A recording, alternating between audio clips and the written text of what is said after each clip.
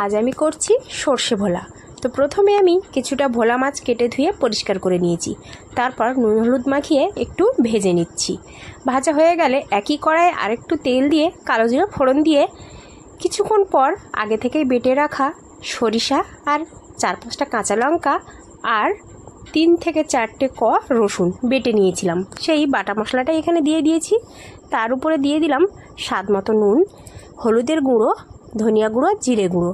তারপর সবগুলো মশলা এক সুন্দর করে ভেজে নিয়ে দিয়ে দিলাম পরিমাণ মতো ঝোল। ঝোলটা যখনই একটু ফুটতে শুরু করবে তখনই দিয়ে দেব মাছগুলো। একে একে আমি সমস্ত মাছগুলো দিয়ে দিচ্ছি, তারপর আলতো হাতে একটু নেড়ে দিচ্ছি। এইভাবে সর্ষে ভোলা খেলে ভীষণ ভালো লাগে খেতে। তারপর যখন ভালোভাবে ফুটে উঠবে আমি এখানে 4টে কাঁচা লঙ্কা দিয়ে দিয়েছি। তারপর ঢাকনা দিয়ে ঢেকে কিছুক্ষণ রান্না করে নেব। কিছুক্ষণ